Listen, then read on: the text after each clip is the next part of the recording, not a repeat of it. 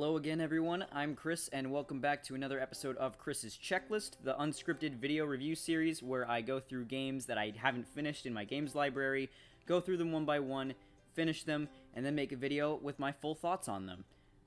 So we've gotten through a couple games now, and side note for those of you who have been watching for the past couple episodes, I've actually been consistently adding new games to the list, so we haven't really made any real progress, but that's not really the point. The point is just to play through them, not to complete the list. So this episode, we're going to be talking about Rayman 2 Revolution on the PS2.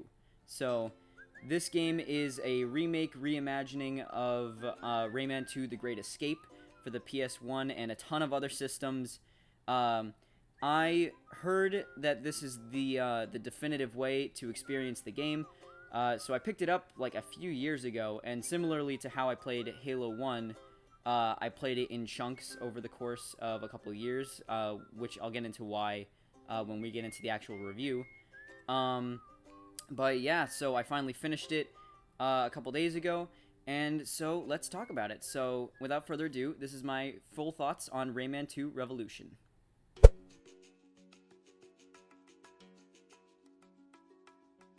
Alright, so Rayman 2 Revolution, this is the first 3D platformer on the list, which is exciting because 3D platformers are my favorite genre of video games. And like I said, it's a reimagining of Rayman 2 The Great Escape.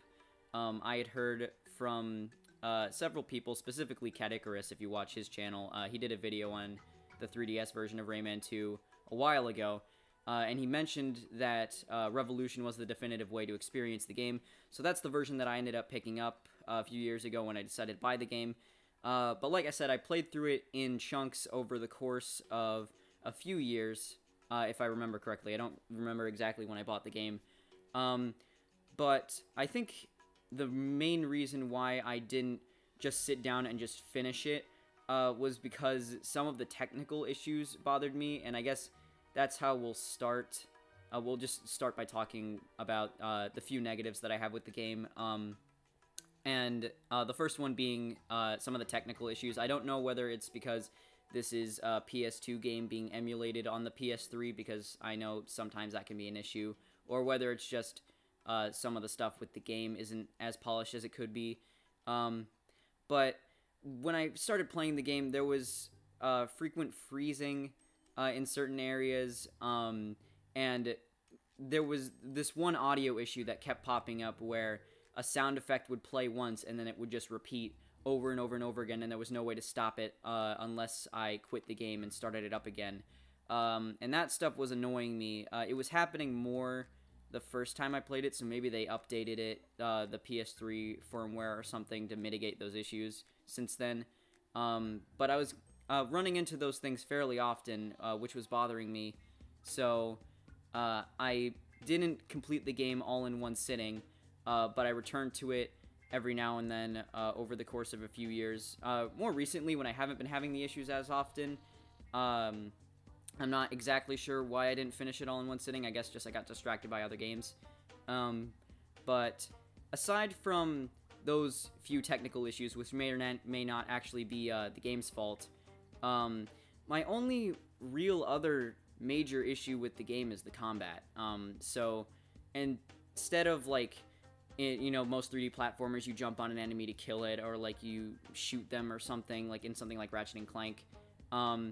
In this game, you shoot enemies with lums, which are the little collectibles you get. You shoot them with lums to kill them. And I found the combat mostly shallow and uninteresting, because all you really do is just mash the square button to shoot lums over and over and over again, and instead of dying instantly, each enemy has a health bar that you kind of have to chip away at, and when you're only mashing one button, just waiting for each enemy to die, combat's really more of a chore than anything. I feel like it would have been more satisfying if each enemy died with just one hit, but aside from the combat, I really don't have too many issues with this game, any major ones anyway. I really enjoyed playing this game. Compared to Rayman 1, this game takes a bit of a darker tone. It's still, like, goofy and cartoony, but it's far more fleshed out in terms of the characters and the atmosphere and the environment. Rayman 1 is a good game. I never finished that game. I don't really plan to return to it. But it was far more like, I guess kiddie would be a word for it. It's way more like bright and colorful and goofy. And this one still is colorful and goofy, but just in a way that's like, I don't really know how to describe it. It's very different. It's a very different tone. But I really enjoyed that aspect of it. I enjoyed the darker level themes that they utilize, because this whole game is about like robot pirates like capturing cute little creatures that you're trying to free. So a lot of the environments you explore are much darker than the ones that you explore in Rayman 1. And this is all obviously a 3D platformer, whereas Rayman 1 was a 2D platformer, so the gameplay differs greatly. But I feel like Rayman 2 is one of the greatest leaps from an original to a sequel ever.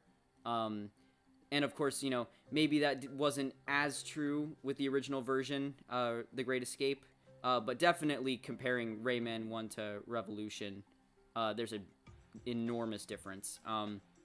Some of the sillier stuff, like I said earlier, because it maintains some of the goofiness from Rayman 1, it comes in the form of the voice acting. The voice acting is not good at all. It's very cheesy and silly, but it's at the same time, it's really charming too.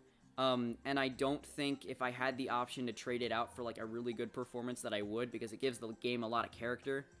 And so aside from that aspect of it, the change in atmosphere, but the retaining of some of the goofier elements, I really liked the design of the worlds themselves from a level design and gameplay perspective. I'm a huge fan of PS2 era 3D platformers that have levels that branch out from a central hub. N64 platformers had that too, but I feel like PS2 took that idea and ran with it and made things much more open and more exciting to explore. And Rayman 2 is a great example of that. I know the original Rayman 2 doesn't really have that. It has like a level select structure. But a lot of the time, Rayman 2 Revolution has you walking from place to place in a big overworld to get from level to level, and that's something that I really enjoyed.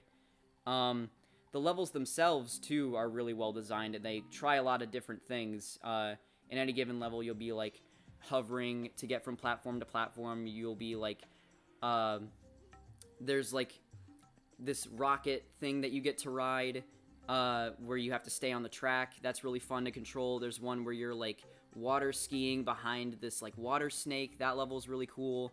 And there's a couple levels, including the very first level and the very last level, where you're just, like, sliding down these big, winding slides. And those levels are really cool, too. So there's a lot of different... I don't want to say, like, there's so many different gameplay mechanics, because for the most part, even though you are slowly gaining powers over the course of the game, it is, you know, just, like, 3D platforming, largely using the same subset of moves. But each level, I feel like, finds a way to keep things interesting without having it get stale. Especially, like, levels like the Cave of Bad Dreams have that section where it's like a slide, but you're also running away from a monster, and your point of view is out of the jaws of the monster. That level was really cool. And one of the best parts about all of these levels is the music backing them up. Rayman 2 has probably the best soundtrack on the PS2, from my own personal experience. You know, there's also games like Shadow of the Colossus and stuff, which are good for entirely different reasons. But I feel like definitely in terms of the PS2's platformer library, I feel like Rayman 2 definitely has all the other games on the system beat out in terms of soundtrack. There's so many great songs backing up all of the levels. And there aren't really any low points in terms of the music backing up the levels, the design of the levels themselves. I never really had a specific level that I was like eager to get over with.